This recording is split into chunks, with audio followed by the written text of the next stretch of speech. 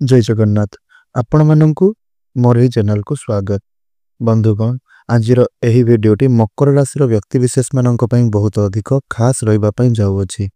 तो आपण माननकु सर्वप्रथमे 2026 वर्ष उपलक्षे हार्दिक शुभेच्छा एवं शुभकामना।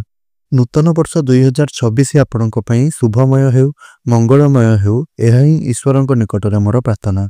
बंधुगण आज एही वीडियोटी मकर राशि व्यक्ति विशेष मानक पई बहुत अधिक गुरुत्वपूर्ण अटे। सेथिपई आपण माने वीडियोटी को स्किप न करी आपण माने वीडियोटी को शेष पर्यंत देखंतु। आज एही वीडियो रे आपण माने जानिबा पई पाइबे जे आपणक राशि अर्थात मकर राशि व्यक्ति विशेष मानक पई 2026 वर्षटी नूतन वर्षटी किपरि रहिबा पई जाउअछि। ग्रह मानकर गोचर आपणको केउ प्रकारर फल प्रदान करिवो। बंधुगण सारा दुनिया 2026 को अपेक्षा करी रहिछि, हेले एही नूतन वर्ष 2026 आपणको जीवन रे कोन नै करी आसीबो, आपणको जीवन को केते सुख एवं केते दुख नै कि आसीबो, एही 2026 रे आपण किछि पाइबे ना हराइबे। तो आसंतु आजिर एही वीडियो रे आमे माने विस्तार रूप रे जानिबा।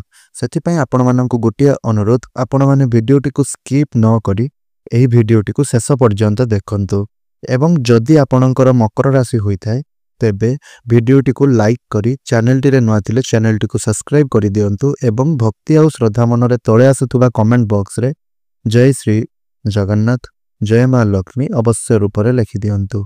आउ जदि आपणकर मकर राशि होई न थाए तेबे आपणकर कोनोसी रिलेटिव मकर राशि रो व्यक्ति विशेष मानक पाखकु एही वीडियोटी को शेयर निश्चय रूप रे करंतु।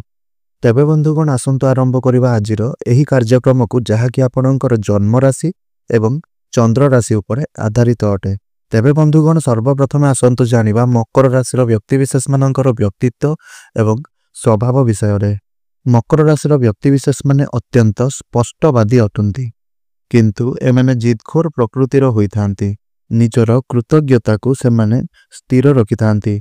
निजर नीति निष्ठा उपरे परिवारर लोकमानंकु मध्य से माने तुच्छ मने करंती। एमाने अत्यंत नीति एवं आदर्श प्रिय होई थांती, स्पष्टवादी एवं अनुशासन प्रिय होई थांती। मकर राशि रो व्यक्ति विशेष माने सर्वदा निजर मन कथा ही सुनि थांती। एमाने अन्य मानंकु आदेश देबा पई भलो पाई थांती।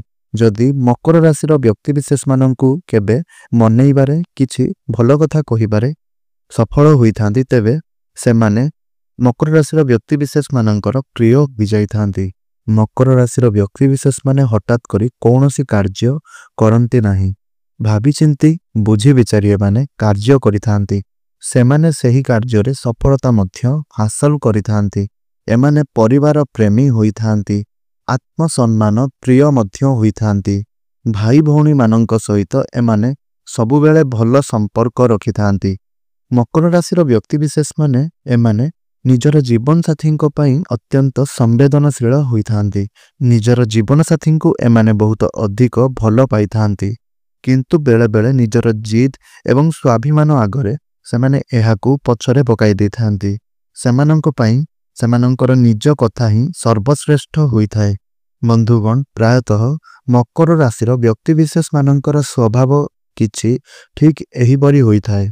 एबे आसंतु मकर राशि वार्षिक राशिफल विषय रे आलोचना करिबा।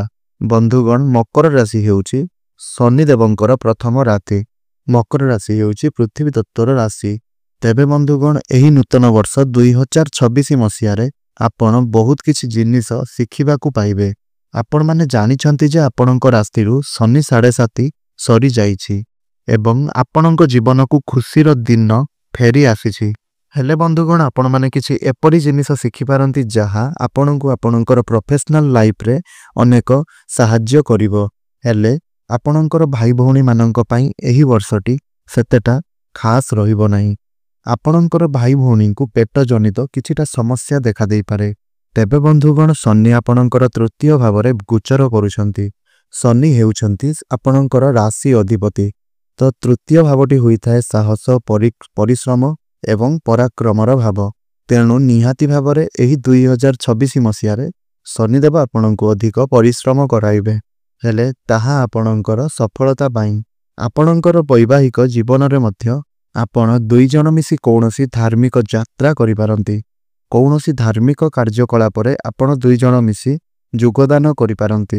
ତେବେ ଆପଣ କେବଳ ଗୋଟିଏ କଥା ମନେ ରଖନ୍ତୁ, ଆପଣ ଆପଣଙ୍କର ବୈବାହିକ ଜୀବନରେ ତୃତୀୟ କୌଣସି ବ୍ୟକ୍ତିଙ୍କୁ ଆସିବା ପାଇଁ ଦିଅନ୍ତୁ ନାହିଁ। ଅନ୍ୟ କାହାରିଙ୍କ କଥା ଶୁଣି ଆପଣ ଆପଣଙ୍କର ଜୀବନସାଥୀଙ୍କୁ ଡାଉଟ୍ କରନ୍ତୁ ନାହିଁ କିମ୍ବା ତାଙ୍କ ଉପରେ ଆପଣ ରାଗନ୍ତୁ ନାହିଁ। ଆପଣ ଦୁଇ ଜଣ ମିଶି ଯେତେ ଧାର୍ମିକ କାର୍ଯ୍ୟକଳାପ କରିବେ ତାହା ଆପଣଙ୍କର ବୈବାହିକ ଜୀବନ ପାଇଁ ସେତେ ଅଧିକ ଶୁଭ ଫଳ ପ୍ରଦାନ କରିବ।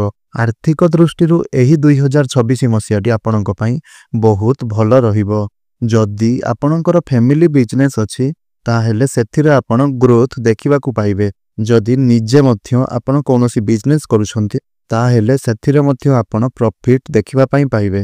ଯଦି ପୂର୍ବରୁ ଆପଣଙ୍କର ବିଜନେସ୍ ମାନ୍ଦା ଥିଲା ତେବେ ଦେଖିବେ ଆପଣଙ୍କର ବିଜନେସ୍ ଧୀରେ ଧୀରେ ଗ୍ରୋ କରୁଛି। ଏମିତିକି ଆପଣ ଆପଣଙ୍କର ବିଜନେସ୍କୁ ମଧ୍ୟ ଆଗକୁ ବଢ଼ାଇ ପାରିବେ। ଯଦି ଆପଣ ଚାହୁଁଛନ୍ତି ତାହେଲେ ଆପଣ କିଛି ନୂଆ ବିଜନେସ୍ ଷ୍ଟାର୍ଟ ମଧ୍ୟ କରିପାରନ୍ତି। ଯଦି ଚାକିରି କରୁଛନ୍ତି ତେବେ ଚାକିରି କ୍ଷେତ୍ରରେ ମଧ୍ୟ ଆପଣଙ୍କୁ ପ୍ରମୋସନ୍ ମିଳିବ, ଆପଣଙ୍କ ଦରମାରେ ବୃଦ୍ଧି ହେବ। ଏବଂ ଯେଉଁ ମକର ରାଶିର ବ୍ୟକ୍ତିବିଶେଷମାନଙ୍କ ନିକଟରେ ଚାକିରି ନାହିଁ, ଆପଣ ଚାକିରିର ଅନୁସନ୍ଧାନରେ ଅଛନ୍ତି, ତେବେ ଆପଣଙ୍କୁ ଚାକିରି ମିଳିବାର ସମ୍ଭାବନା ମଧ୍ୟ ବହୁତ ଅଧିକ ରହୁଛି। ହେଲେ ଆପଣ ନିଜ ତରଫରୁ ଚେଷ୍ଟା ଜାରି ରଖନ୍ତୁ। ତେବେ ଆଉ ଗୋଟିଏ କଥା ମନେ ରଖନ୍ତୁ, ଯଦି ଆପଣ ଆମର ଏହି କାର୍ଯ୍ୟକ୍ରମକୁ ଦେଖୁଛନ୍ତି ଆଉ ଆପଣଙ୍କର ମକର ରାଶି ଅଟେ, ଆପଣ କିଛି ବି ବଡ଼ ପଦ ଏବଂ ପ୍ରତିଷ୍ଠାରେ ଅଛନ୍ତି, ବହୁତ ଅଧିକ ଇନକମ୍ କରୁଛନ୍ତି, ତେବେ ଇନକମ୍ ଟ୍ୟାକ୍ସ ଠାରୁ ଆପଣ ଟିକିଏ ଅଧିକ ସତର୍କ ରୁହନ୍ତୁ। କାହିଁକିନା ଏହି 2026 ମସିହାରେ ଆପଣଙ୍କ ନିକଟକୁ କିଛି ଏହିଭଳି ସମସ୍ୟା ଗୁଡ଼ିକ ଆସିପାରେ। ଏହି 2026 ମସିହାଟି ଆପଣଙ୍କୁ ଧାର୍ମିକ ବନାଇବାରେ ବହୁତ ସାହାଯ୍ୟ କରିବ। ନିଶ୍ଚିନ୍ତ ରୂପରେ ଏହି 2026 ମସିହାରେ ଆପଣ ଅଧିକ ଧାର୍ମିକ କାର୍ଯ୍ୟରେ ଯୋଗ ଦେବେ। କୌଣସି ଧାର୍ମିକ ସ୍ଥାନକୁ ଆପଣ ଯାତ୍ରା କରିବେ। ଏହା ବ୍ୟତୀତ ଏହି 2026 ମସିହାରେ ଆପଣଙ୍କ ମଧ୍ୟରେ ଗଭୀର ଜ୍ଞାନ ମଧ୍ୟ ବଢ଼ିବ। ବହୁତ କିଛି ଶିଖିବା ପାଇଁ ଆପଣ ଚେଷ୍ଟା ମଧ୍ୟ କରିବେ। ଯେଉଁମାନେ ରିସର୍ଚ୍ଚ ଲାଇନ୍ରେ ଅଛନ୍ତି, ଜ୍ୟୋତିଷ ବିଦ୍ୟା କରୁଛନ୍ତି, କୌଣସି ପ୍ରକାରର ଗଭୀର ଜ୍ଞାନର ଅଧ୍ୟୟନ କରୁଛନ୍ତି, ସେମାନଙ୍କ ପାଇଁ ଏହି 2026 ମସିହାଟି ବହୁତ ଭଲ ରହିବ। ଏହିସବୁ କ୍ଷେତ୍ରରେ 2026 ମସିହାରେ ଆପଣ ବହୁତ ଉନ୍ନତି ଏବଂ ଅଗ୍ରଗତି କରିବାକୁ ଯାଉଛନ୍ତି। ଏହିସବୁ କ୍ଷେତ୍ରରେ ଆପଣଙ୍କୁ ବହୁତ ଅଧିକ ସଫଳତା ମିଳିବା ପାଇଁ ଯାଉଛି। ମକର ରାଶିର ବ୍ୟକ୍ତିବିଶେଷମାନେ ଯେଉଁମାନେ ଅବିବାହିତ ଅଛନ୍ତି, ତେବେ ଏହି 2026 ମସିହାରେ ଆପଣଙ୍କର ବିବାହର ଯୁଗ ମଧ୍ୟ ଖୋଲିଯିବ। ଆପଣଙ୍କ ଘରକୁ ବିବାହ ପ୍ରସ୍ତାବମାନ ଆସିବ ଏବଂ ଆପଣଙ୍କର ବିବାହ ମଧ୍ୟ ହୋଇଯିବ। ଏବଂ ପୂର୍ବରୁ ଯଦି ଆପଣ ଆପଣଙ୍କର ବୈବାହିକ ଜୀବନରେ କିଛି ସମସ୍ୟା ଲାଗି ରହିଥିଲା ତାହେଲେ ସେଥିରେ ମଧ୍ୟ ସୁଧାର ଦେଖିବାକୁ ପାଇବେ। ଯଦି ବାରମ୍ବାର ଆପଣଙ୍କ ମଧ୍ୟରେ କଳିଝଗଡ଼ା ହେଉଥିଲା, ମତାନ୍ତର ହେଉଥିଲା, ତାହେଲେ ଆପଣ ଏହିସବୁ କ୍ଷେତ୍ର ଗୁଡ଼ିକରେ ପରିବର୍ତ୍ତନ ଦେଖିବା ପାଇଁ ପାଇବେ। ଆପଣଙ୍କ ମଧ୍ୟରେ ବୁଝାମଣା ବଢ଼ିବ, ଭଲ ପାଇବା ବଢ଼ିବ, ଅଣ୍ଡରଷ୍ଟାଣ୍ଡିଂ ଭଲ ରହିବ। ତେବେ ବନ୍ଧୁଗଣ, ମୋଟାମୋଟି ଭାବରେ ଦେଖିଲେ ଏହି 2026 ମସିହାଟି ଆପଣଙ୍କୁ ଅନେକ କ୍ଷେତ୍ର ଗୁଡ଼ିକରେ ଶୁଭ ଫଳ ପ୍ରଦାନ କରିବା ପାଇଁ ଯାଉଅଛି। ଯଦି ଆପଣଙ୍କ ପାଖକୁ କାମ ଆସୁଛି, ପ୍ରେସର ଆସୁଛି, ତେବେ ଆପଣ ସେହି କାମ ଗୁଡ଼ିକ କରନ୍ତୁ, କାରଣ ଆପଣଙ୍କୁ ବହୁତ ଅଧିକ ସଫଳତା ମିଳିବା ପାଇଁ ଯାଉଅଛି। ଯେତେବେଳେ ସଫଳତା ହାସଲ କରିବାର ଥାଏ ତ ସେହି ସମୟରେ ଆମକୁ ଅଧିକ ପରିଶ୍ରମ କରିବା ପାଇଁ ପଡ଼ିଥାଏ। ତେଣୁ ଆପଣ ପରିଶ୍ରମ କରିଚାଲନ୍ତୁ। 2026 ମସିହାଟି ଆପଣଙ୍କ ପାଇଁ ସଫଳତାର ବର୍ଷ ଅଟେ, ଉନ୍ନତିର ବର୍ଷ ଅଟେ। ଆପଣଙ୍କୁ ଅନେକ ଦିଗରୁ ଏହି 2026 ମସିହାରେ ସଫଳତା ମିଳିବା ପାଇଁ ଯାଉଅଛି, ଉନ୍ନତି ମିଳିବା ପାଇଁ ଯାଉଅଛି। ବନ୍ଧୁଗଣ, ଗୋଟିଏ କଥା ମନେ ରଖନ୍ତୁ, ଆପଣଙ୍କର ତୃତୀୟ ଭାବରେ ଶନି ବକ୍ରି ହେବେ, ତ ସେତେବେଳେ ଆପଣ ଧ୍ୟାନ ରଖିବେ ଆପଣଙ୍କର ପାଖ ପଡ଼ୋଶୀଙ୍କ ସହିତ ଯେମିତି ଆପଣ କୌଣସି ପ୍ରକାରର ଯୁକ୍ତି ତର୍କ ନ କରନ୍ତି। ଆଉ ମଧ୍ୟ ଆପଣଙ୍କର ପାଖ ପଡ଼ୋଶୀମାନଙ୍କ ସହିତ ଆପଣଙ୍କର ସମ୍ପର୍କ ଖରାପ ହେବାର ଆପଣଙ୍କର ବହୁତ ଅଧିକ ସମ୍ଭାବନା ରହୁଛି। ଏହି କଥା ପ୍ରତି ଆପଣ ସତର୍କ ରହିବେ। ଏହା ବ୍ୟତୀତ ରାହୁ ଆପଣଙ୍କର ଦ୍ୱିତୀୟ ଭାବରେ ଅଛନ୍ତି। 5 ଡିସେମ୍ବର 2026 ପର୍ଯ୍ୟନ୍ତ ଆପଣଙ୍କର ଦ୍ୱିତୀୟ ଭାବରେ ହିଁ ରହିବେ। ଦ୍ୱିତୀୟ ଭାବଟି ହୋଇଥାଏ ବାଣୀର ଭାବ। ତେବେ ଆପଣଙ୍କୁ ଆପଣଙ୍କର ବାଣୀ ଉପରେ ସମ୍ପୂର୍ଣ୍ଣ ଭାବରେ ସଂଯମତା ରକ୍ଷା କରିବାର ଅଛି। ଯେତେବେଳେ ଆପଣ କାହାକୁ କିଛି ବି କହୁଛନ୍ତି ତ ସେତେବେଳେ ଆପଣ ଭାବିଚିନ୍ତି କରି ଭଲ ଭାବରେ କାହାକୁ କିଛି କହିବା ଉଚିତ। ଯେତେ ଅଧିକ ପାରିବେ ଆପଣ ଇଲିଗାଲ କାମ ଗୁଡ଼ିକ ଠାରୁ ଆପଣ ଦୂରେଇ ରୁହନ୍ତୁ। ନିଶା ଦ୍ରବ୍ୟ ଠାରୁ ଆପଣ ଦୂରେଇ ରୁହନ୍ତୁ। ମିଥ୍ୟା ଠାରୁ ଆପଣ ଦୂରେଇ ରୁହନ୍ତୁ।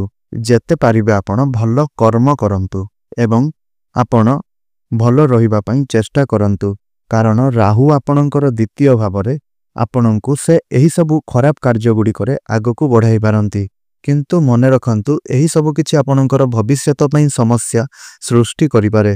ବନ୍ଧୁଗଣ, ଯେଉଁମାନେ ବିଦ୍ୟାର୍ଥୀ ଅଛନ୍ତି ସେମାନଙ୍କର ଟିକିଏ ମାଇଣ୍ଡ ଡିଷ୍ଟର୍ବ ରହିପାରେ।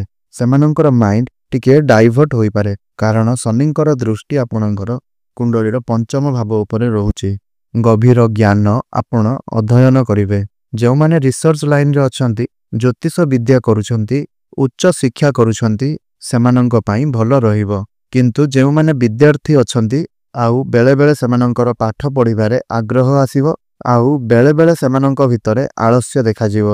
ଯଦି ଭାଗ୍ୟ କଥା କହିବା, ତେବେ ଯେତେବେଳେ ଦେବଗୁରୁ ବୃହସ୍ପତି ଆପଣଙ୍କର ସପ୍ତମ ଘରେ ଅଛନ୍ତି, ତ ସେହି ସମୟରେ ଆପଣଙ୍କର ଜୁନ ମାସ ଠାରୁ ଅକ୍ଟୋବର ମାସ ପର୍ଯ୍ୟନ୍ତ ଆପଣଙ୍କର ଭାଗ୍ୟ ବହୁତ ଅଧିକ ମଜବୁତ ରହିବ।